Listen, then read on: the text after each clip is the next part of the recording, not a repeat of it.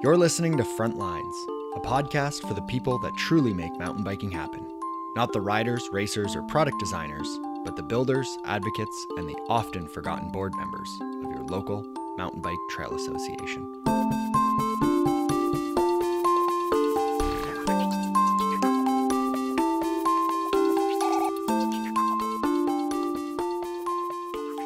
Big news from Cuyuna, BC. Mountain bikers of the Central Okanagan have signed a partnership agreement with Recreation Sites and Trails BC for the Gillard Trail Network.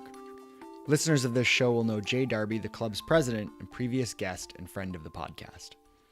Over the next month, he and MTB Co. will be coming up with a work plan, and in Jay's words, safety and signage are our initial priorities. Here's what Jay had to say. Now that we've secured a signed partnership agreement with the province, our first step is the development of an approved work plan. Under the agreement, network safety will take first priority. Initial works will include the installation of signage, the removal of unsafe stunts, and a reduction in the number of points where trails intersect the road. In addition, plans for years 1 and 2 include the development of formal parking areas and installation of other trailhead infrastructure and facilities. Long-term goals are numerous, but key aspects of our proposed build-out are the development of climbing trails, the creation of a BC Cup-level race course, and construction of intermediate and beginner flow trails to meet the needs of the cycling community. We are enthusiastic to be working with the province and look forward to involving the entire mountain bike community in creating what we hope will become the premier regional trail network for gravity-oriented mountain biking. On behalf of the board of directors, I would like to thank all of our community supporters and acknowledge our past directors and the local trail builders who laid the foundation for this momentous undertaking. Thanks, Jay, and congratulations to MTB Co. and all involved. The last 4 episodes, we've been focusing on diversity, inclusivity, and why this is so important. Just last week, Outside Magazine posted an article called "The Outdoor Industry Has Too Many White Dudes." The article was written by Joe Jackson, and he shares the story of 5 people that are diversifying the outdoors. I think it's great that the outdoor industry is taking this issue seriously, and I hope that mountain biking can do the same. If you haven't listened to episodes 4, 5, 6, and 7, I'd highly recommend going back and doing so. A big question that came out of these conversations was, how can mountain biking become more diverse when it exists in a greater world of systemic social injustices? How can outdoor recreation and mountain biking specifically take on systemic racism and sexism? But I think we're looking at things from the wrong direction. How else can we take on systemic problems than from the grassroots level and within our own communities? I think the phrase "think global, act local" rings truer than ever. With the political changes coming out of the United States over the last little while, we seem to be entering a world that allows discrimination, hate, and isolation. Mountain biking, and more importantly, its community, needs to be a safe space for all people. Today we'll discuss how we can bring trails to the people, how trail associations can work with land managers to develop urban trails, and why this is so valuable. I'm your host, Brent Hillier. Welcome to episode 8 of Frontlines.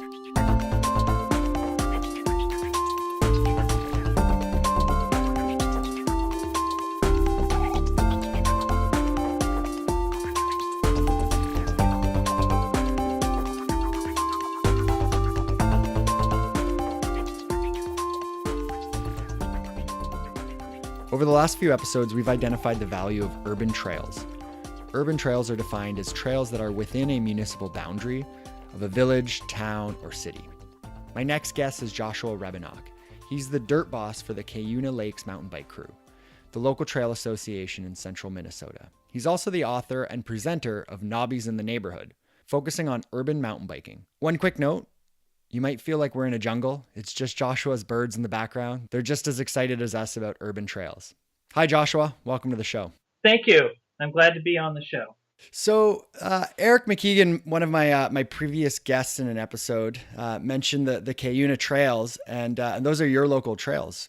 How did those trails come to be? Well, they're in an abandoned iron mine. So in the 20th century, from about early 1900s up until the 1970s, they were active iron mines. When the iron mining sort of stopped, the companies all went bankrupt, and the land was just left as it was. In the 80s, they had a commission to try to figure out what to do with that land. 2 women by the name of Barb Grove and Lori Perpich put forward the idea of making it into a park. And at that time, it had just kind of become an area for dumping and hooliganism. And so the Minnesota Department of Natural Resources took it over in the 90s when they began their public outreach for what to do with this new proposed park. Mountain biking was mentioned. However, the money wasn't there to do much with it until the late 2000s. So construction was started in 2010 and finished up that summer, and then it officially opened in 2011. That's a great repurpose of some land. Yes, and the open pits have filled in with water, so those are like trout lakes and everything else. And then all the overburden and the stuff that they couldn't use in the mine, they dumped in these big tailing piles, that are vertically 100, 125 foot high. And so that is where our trails actually are, is traveling up and down those various tailing piles. And of course, since the mining stopped in the 70s, nature came in, and there's just been an amazing growth of trees and other vegetation that now make it a very beautiful area. Yeah, and just to kind of paint the picture for the listener, it's actually quite close to the community. Like, this isn't a mine that's out away from the town. Like, this little area, this park is actually quite close to the town. Yes. In fact, both the towns that directly border what's called the Cuyuna Country State Recreation Area, 50% of the town area is actually the mines.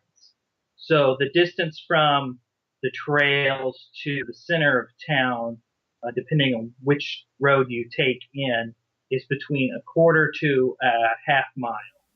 So depending where you're at in the system, if you want to get to the center of either one of those towns, that's the distance you would have to travel from the edge of the trail to the center of town. Wow. Amazing. So how did Knobbies in the neighborhood, how did that project start? It actually kind of started because of Cuyuna. So Cuyuna and another trail in Florida were the first two IMBA ride centers, 1 and 2. We were number 2. And when they were describing Cuyuna, they kept describing it as being in the cities of Ironton and Crosby. Now, combined, the population of those two towns is about 2,700 people. So they're not huge cities, but they are technically cities. So we were getting a lot of emails from people from across the country that were saying, look, I'm in this city or this town. How did you guys get 25 miles of trail inside your town? And at first I was forwarding those messages down to Minneapolis to the Minnesota Off-Road Cyclists, which is the club down there, because they have about 100 miles of trails inside the municipalities of Minneapolis and St. Paul metro area. And they were doing a good job, but we got a lot of people that were then writing us back and going, yeah, they helped me, but I want to know, like, how do I go from I want to do it to now I'm in front of the city council? That's the part I'm not getting help on. And I just started collecting stuff and putting it into text files and sending it off to those people. And over time, the text file got so unwieldy that it became a PowerPoint thing, because then I could put text in there, I could put notes at the bottom, I could put pictures, links, and that evolved over time into what is now the Knobbies in the Neighborhood presentation, which, if you do the full boilerplate, we don't make any changes to it to fit your situation, is about an hour and a half. It's 2 45-minute presentations. The first one is just on existing stuff. Like, here's what else is in the world in the United States. The second part is, okay, so we go through where stuff is in the United States. How do you take what other people have learned and apply it to your city or town or region to do these trails? And where have you taken this presentation? Done a lot through Skype. This year I had a chance to take it into Portland, Oregon, and present it last March. They're undergoing the off-road cycling master planning sort of process right now. Portland has had a, let's call it, troubled past with the attempts to get mountain biking in the Portland sort of metro area. And they're attempting to rectify that with their current process, which of course is the off-road cycling master plan. Yeah, I think a lot of people are watching Portland right now to kind of see what's happening and what's going to evolve out of that. What types of properties work best for urban trails? Well, the simple answer is that there's lots of properties that work. And what often happens is this: somebody takes a look at a property and they go, oh, well, I want to put a pump track here, or I want to put trails here. And that's actually, I don't want to say it's backwards, but the better way to do it is to say, I have a property. What is the property able to handle? I'll see this a lot of times. People will have like a 20-acre parcel that, has been abandoned or whatever in the town. And they think, oh, this would be a great place for, let's say, a pump track, for instance. But it's 100% wooded. So if you try to go in there to clear cut an area for a pump track, you're going to encounter more opposition, more issues, more problems than you would be if you said, this is all wooded. Maybe we should do a smaller trail system of a mile, mile and a half, 2 miles, and have it just be a little neighborhood trail. And then over here on a bigger piece of property or on a different piece of property, we do a different use. The ones to really look at, that most towns have lots of, is undeveloped green space, which usually is tax forfeited or has gone through some process in the past to retain it, maybe as buffer between housing developments. Obviously, natural spaces that are designated as such work, green spaces, even developed parks where they've gone in there and they've put in grass and playgrounds and all that, often have large areas that are undeveloped because they don't work for any developed use. It's too hilly for a baseball diamond, or it's too steep to put playground in. And those kind of areas can actually work, and you can put trails in places like that. And so you can actually fit urban mountain biking into a lot of really interesting spaces. And what types of trails work best? So let's kind of start with the single track, because that's probably going to be the easiest to work with. For single track, what you see sort of in the United States is a ratio of about 1 to 10 to 1 to 20. So what do I mean by that? The ratio is 1 mile of trail to 10 acres, or 1 mile of trail to 20 acres. If you can imagine kind of a square box, and in that is contained that 1 mile of trail. In metric, that works out to be 1 to 2 to 1 to 4, so it'll be 1 kilometer to 2 hectares, or 1 kilometer to 4 hectares. And with that ratio, you can start figuring out, okay, how much trail goes here and here and here. These types of trails are almost always what they call stack loop design. So instead of being a point-to-point trail, they kind of make a horseshoe shape, right? You leave the parking lot or the area that the trailhead's at. You go around through the woods or through some particular features, and you come back to that point. If there's a second loop on there, that second loop comes off the first loop. So you would go some distance down the first loop, you would turn onto the second loop, and you would end up back on the first loop. That's a stacked loop system. It's recommended by IMBA. When you get into smaller pieces of property, so we're talking 10 acres or less. These can be post-industrial, they can be developed parks. That's where you can really get into pump tracks, jump tracks, cyclocross courses. If you have trails or locations, I should say, that are long and narrow, many cities are built near rivers, and they often retain parts of the riverway as being flood zone or green space. You can put in adventure courses, which are kind of like imagine a cyclocross course, except you strung it all out into a big long line. Here in Minnesota, that's how I would describe what's called the river bottoms down in Bloomington, Minnesota. It's essentially a point-to-point trail. It's wide in some spots, it's single track in some spots. It's not terribly technical because it's in a river, and so you can do it on a pretty aggressive cyclocross bike if you're good enough, or a mountain bike. And so those kind of uses tend to want to have long, thin corridors versus a more squarish one.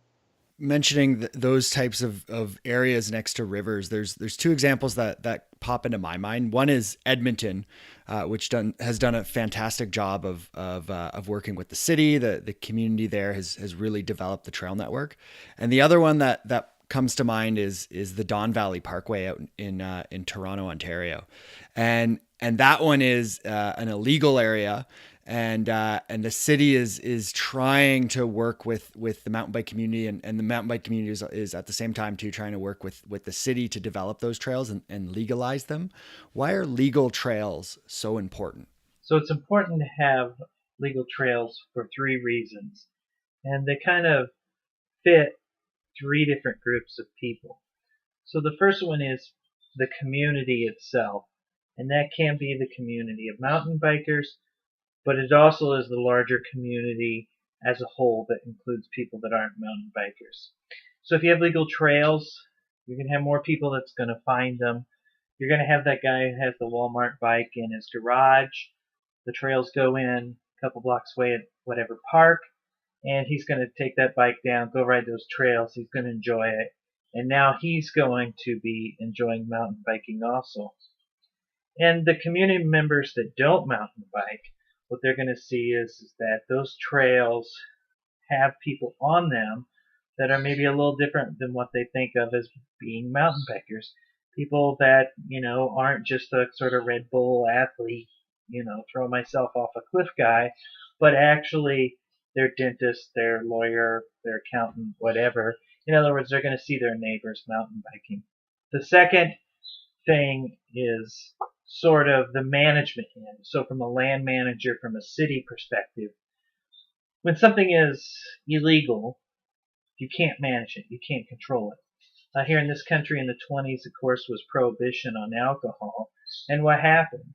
Well, the only people that were interested in being involved in distributing alcohol and fulfilling a need were the people who were criminals, or at least didn't care about authority. And the results, of course, were negative. Well, the same thing can happen with mountain biking. If you've made it illegal, if there's no legal outlet for it, the only people that are going to be riding the trails, the only people who are going to be building these trails are largely people who aren't going to care about authority. And if it goes on long enough, that can develop into a prohibition syndrome where everybody kind of believes the authority is wrong in some way. So legal trails help with the management. You can look at places like Marin, California that have, every week some story about some issue with mountain biking. Well, the reason is because it's been banned there since 1984, and it's just developed all these years into a large prohibition syndrome. The third one is kind of more directed to the entire mountain biking community, both the people in a local sort of trail association level, but also the people who are professionals, and that is a PR perspective, public relations. So last year I was at a fat biking summit. There was a person that was talking about Michigan and the fact that in Michigan they were having a problem with a lot of people on fat bikes going onto snowmobile trails. I don't know why you'd want to do that given the speed that snowmobilers go, but they were. And there was an individual there who represented the interests of the state when it came to land management and snowmobiles, and he said, regarding fat biking, either you're all damn liars or you're not. And what he meant was that he was getting a lot of requests to open up trails for fat bikes, to get permission to, build and maintain fat bike trails, groom, etc. And the same people who are making those arguments are the same people who are out riding trails that they shouldn't be, snowmobile trails, cross-country trails, and the like.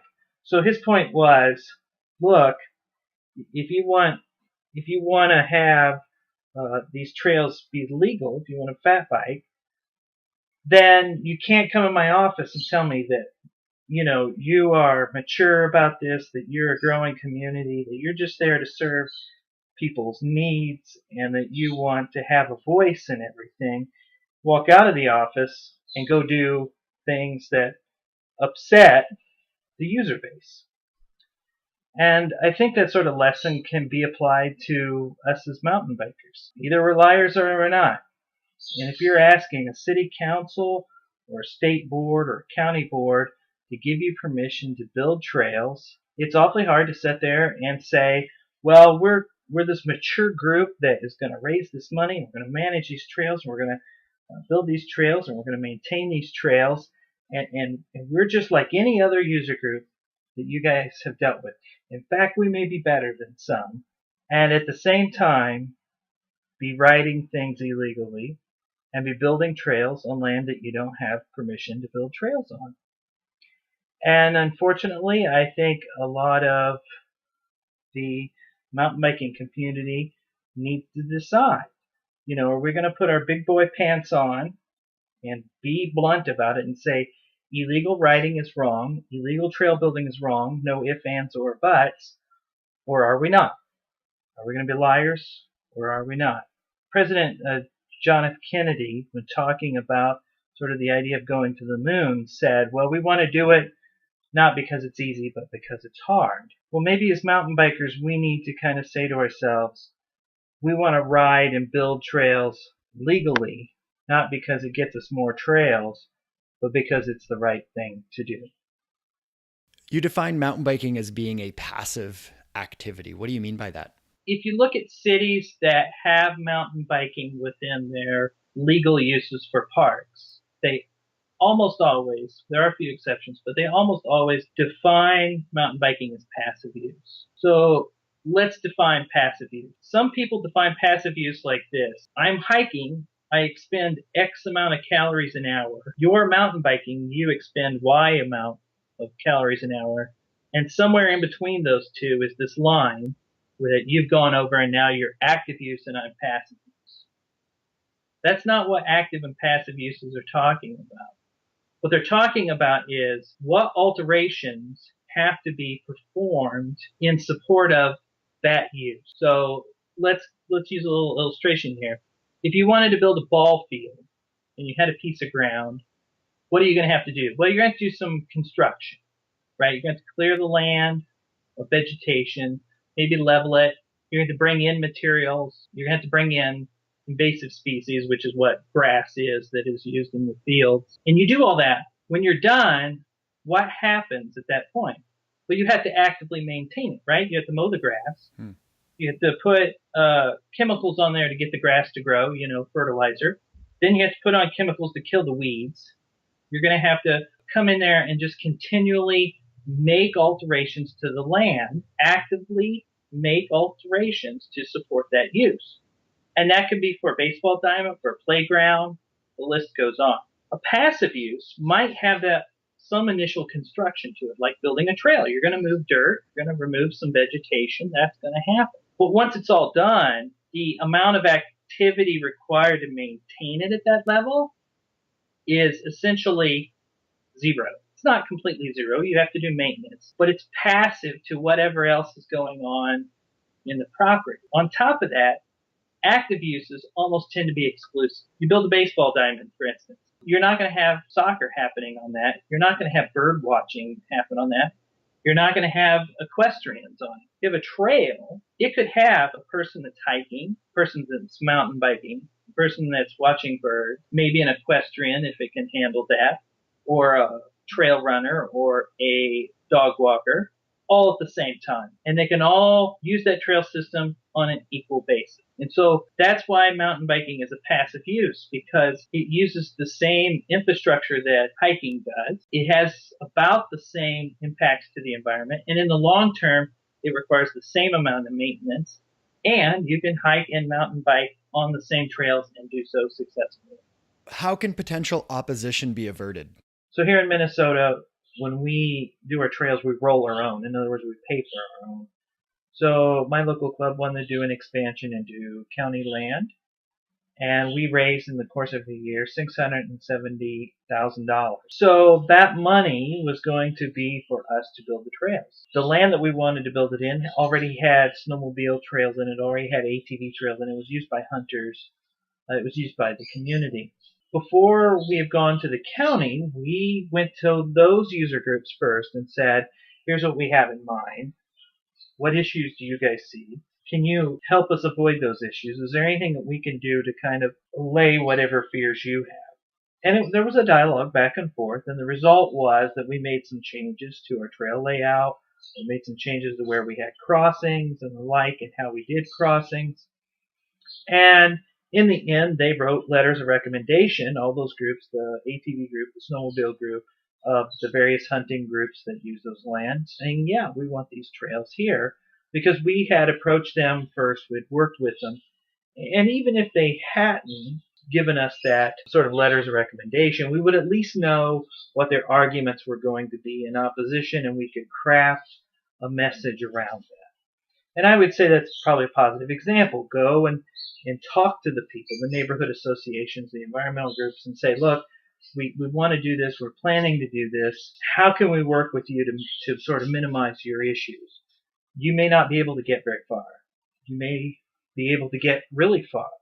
But either way, you're going to know what their feelings are about it. You're going to know what their arguments are against it. And then you can sort of craft your message, craft your proposal to fit that reality. So I was in Portland last March to talk about urban cycling. And the Portland Off-Road Cycling Master Planning process has been going on for some time regarding it. There in Portland, there are groups that are anti-mountain biking. And one of those groups is headed up by two individuals who have been anti-mountain biking for 15 years. And they are very concerned with Forest Park and what happens in Forest Park. And they have hit upon this argument all the time through this off-road cycling master plan that you can't have hiking trails and mountain biking trails be the same trail because hikers will be injured or killed. That's their argument. And the funny thing is I don't know if they know it or not, they kind of have hit on something there. You just can't throw everybody on trails with no direction and have things go smoothly. Are people going to get killed? No, but it's going to be a little bit of a learning curve for everybody involved. But the city, through the process, has actually avoided discussing. I don't know why. I don't know if they're not discussing it because they feel like it's going to be confrontational. I don't know if they're not discussing it because they feel like, well, we'll take care of that down the road when we go to build trails, or what the reason is. But left alone, it will metastasize and will prevent the adding of trails to Forest Park. The correct thing to do there would be to go, look, there's this concern. Let's talk about it. Let's actually take that concern. Let's go through and let's get the answer for it. And look to other places that could have that answer. So, for instance, here in Minnesota, we lead the United States in the number of urban trail miles. We know how to do this. We've been putting hikers and mountain bikers on what Portland would consider insanely narrow trails for 15 years. We know how to do it. Other places are doing it too. So Portland could look at those places and go, look, here's how Minnesota does it. The X, Y, Z, this is how they do it. And we, Portland, could do that too. This is how we address that concern. So the lesson here is, look, if you have people who are coming to you with concerns, don't blow them off. Use them as a launching pad to come up with how you're going to solve it. So if you have a situation where somebody's worried about erosion, go find a place that has a regime, a method of management that is all about erosion and maybe far and away what the city would require, but would work. And say, look, we want to do this because it's the best. It comes from this place, and that'll solve your question about erosion. If it's one about safety, how do we get these groups on the trails and get them to work together? Let's look at this place. They've been doing it for 10, 15 years. They have a really good track record. Let's use that. And so don't take people's concerns and blow them off. Use them to further and make your proposal better. In addition to that, what questions should a local trail association ask itself before embarking on developing urban trails? To this day, I still get a lot of emails from people who are just, hey, we're wanting to do this. Can we get some information? And I don't have a problem giving the information that I have out free. I'm not here to make money on this. But I always have 3 questions that I always ask, and a 4th one I sometimes ask them. And they're kind of self-reflection questions, and they're this.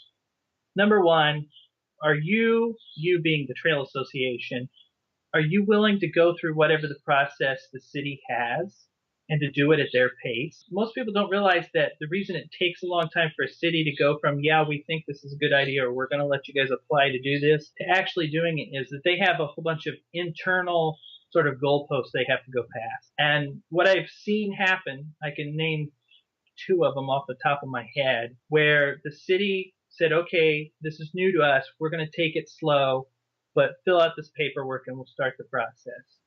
And the local trail association fill out the paperwork. They go home and they fire up a Weebly or a Squarespace page, and they create this beautiful page with maps and everything. And it's the, Little Green Frog Natural Area Bike Trails coming soon. And it freaks out the neighbors, and it makes the city mad at them because, of course, the city has 3 months of internal stuff they do before they even let anybody know that they are thinking about this. And it ends up either creating a lot of bad blood, or it makes the city think, well, we don't want to do this because we're always going to have to deal with this problem of them jumping ahead of our process. So that's number one. Are you willing to go at the pace the city's going to require of you? Number two, and this is kind of one that starts getting into really hardcore self-reflection. What is the reputation that mountain biking and mountain biking clubs have in my area? Among mountain bikers, you can have a club that has a really good reputation, but the people outside that club, maybe they don't have the best reputation. And when you go to propose this, you're going to have to deal with the fallout, maybe of a club that's halfway across the state because they have such a bad reputation. So you have to understand that and maybe kind of do a little forward work and say, hey, we know that there's been issues with this, or this place doesn't do so hot with this particular thing. Here's how we're going to do to make sure that doesn't happen. Number three, how is my city with new ideas? This one you're not going to know off the top of your head. There's no way to know it. You're going to have to go to the city council meetings or park board meetings or whoever is in your city that would take care of new ideas or new uses within your park. And you're going to have to go to a couple of their meetings and go, oh, well, Bob on the council, he's kind of a curmudgeon. He's going to have a lot of questions. We should think about that. Susie on the board, she seems to be really concerned about this particular aspect of the users. We should think about addressing that. And the fourth one is the one that's kind of optional depending on where people are contacting me from. And that is this. Does your club have the humility, does your city have the humility to learn from people who maybe are outside your bubble? And here's why I always ask that one.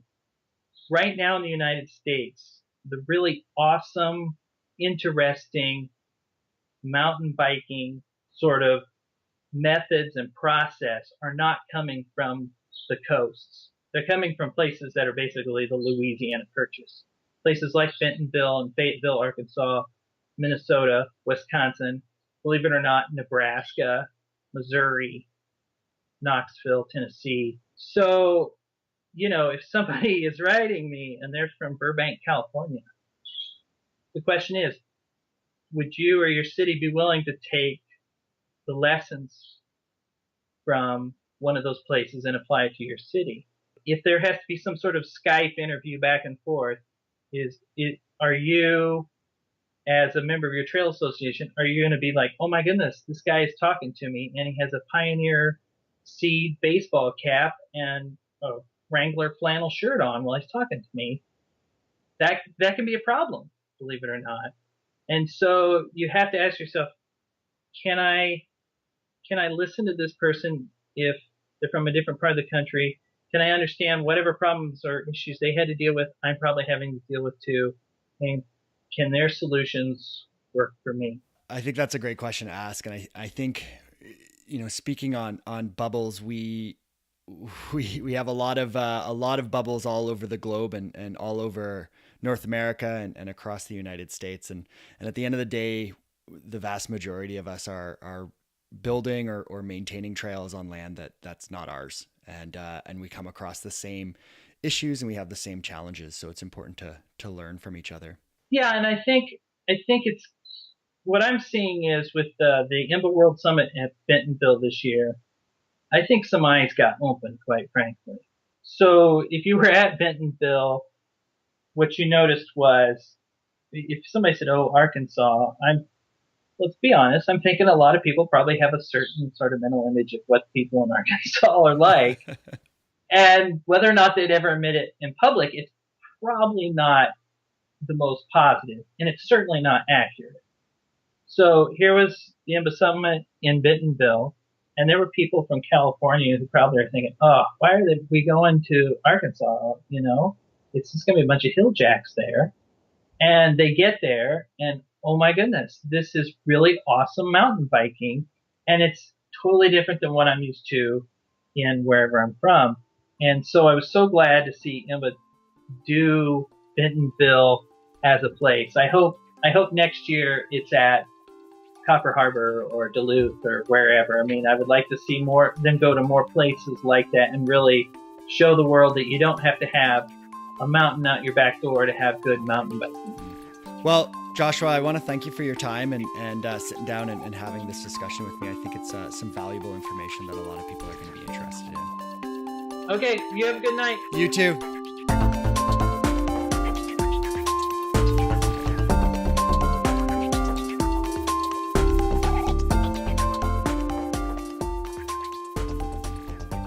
In order for the mountain bike community to better reflect the greater and more diverse communities surrounding it, we need to allow easy access for all.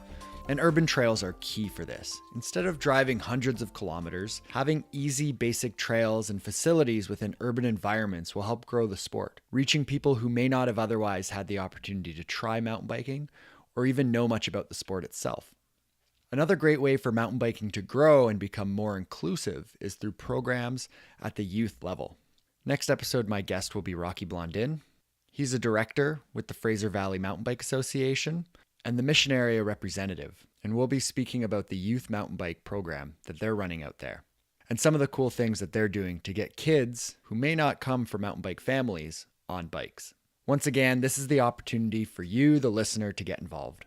Connect through social media. You can find me at Brensky Bikeski on Facebook, Instagram, and Twitter. If you'd like to get a hold of Joshua Rebennack, then please send me an email and I'll get you connected. You can reach me at brent@bikeski.ca. If you'd like your voice to be included, then please send me an audio file and we might just get you into a future episode. On that note, don't worry, Steve, I didn't get your voicemail into this episode. It's not because it wasn't great. In fact, the opposite. It's a topic of discussion that deserves an entire episode, so stay tuned for that. Big thanks to Lee Rosevear for the song Tech Toys. And thanks to my lovely wife, Jennifer Pride, who is now officially the producer of Frontlines. It's about time. Your notes are greatly appreciated, and your gentle delivery of constructive criticism is always welcome. If you haven't already, please rate the show on iTunes or wherever you listen to the podcast. And while you're at it, leave us a review. It's how others find us. And finally, I'm Brent Hillier. This is Frontlines. Thanks for listening, and happy trails.